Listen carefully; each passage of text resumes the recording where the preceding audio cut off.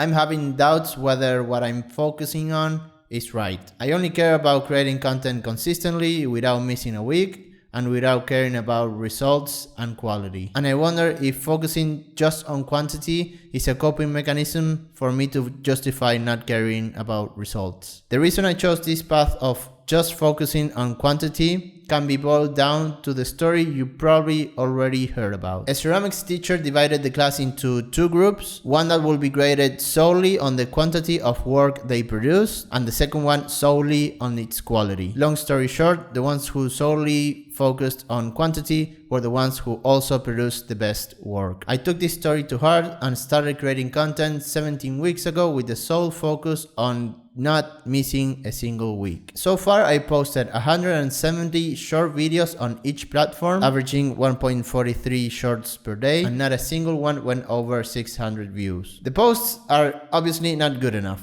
If they were, a couple of them would have gotten a few thousand views at least. Should I stop everything I'm doing and focus on quality? I thought that by just focusing on quantity, I will get good enough sooner rather than later. By thinking that way, I freed myself from the responsibility of having to constantly look at my work, analyze it, try to figure it out where it can be better, research other ways of doing it, and deal with self-confidence issues by seeing the lack of results because my work is not good enough yet. It allowed me to avoid the risk of feeling like an imposter, dealing with impatience, fear of looking like a fool for trying hard, and fear of realizing the lack of knowledge and energy that I might have. There's no doubt that quantity is a necessity for quality, but quantity alone is not enough. Reducing distractions and embracing boredom.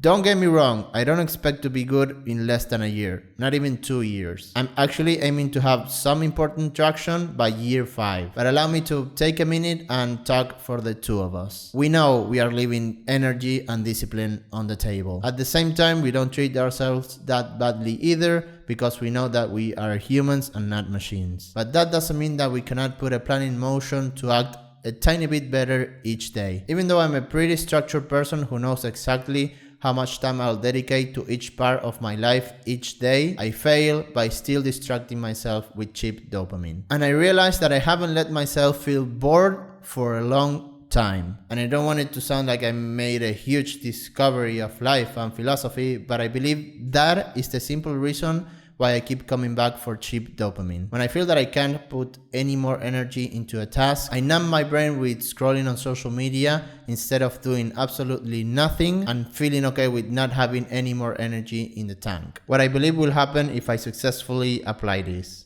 By allowing myself to feel bored day in and day out, I believe my capacity for work will increase. Therefore, by working more hours or simply harder, my efficiency for work will increase. By increasing the efficiency in my work, I'll have more time and energy to add the most important key to this idea that quantity brings quality. Sustainable, conscious effort. It's not enough to just do the reps. Intensity and consciousness matter. It's not enough to go to the gym 3 times a week for life. There's a minimum of intensity that the muscles require to adapt to the stress. And I believe that's why it's so tough to be better. Showing up each day is already hard, but adding on top of that a minimum amount of intensity and consciousness each day is the toughest. My takeaway from writing this newsletter is that consciousness consumes a lot of energy.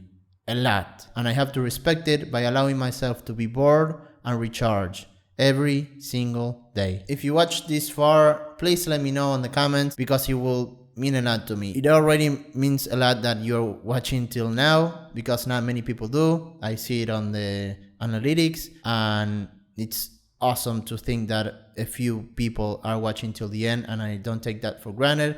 I feel that one at a time I can, if I become good enough, I'll have cool messages to spread. Like I kind of mentioned on videos, I'm trying to build a video editing agency and become great on business itself and try to share stories, all the stories I go through in that pursuit. That's the whole point of this channel, but basically to document this entire process and sharing just my stories and learnings. I don't want to preach, and by me writing a newsletter, I put in words what happened the entire week and I share it with you on the newsletter and in this video. But again, please leave a comment.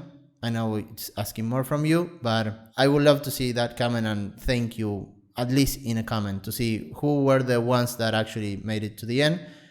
And again, thank you very much to watching until the end, and I'll see you next week.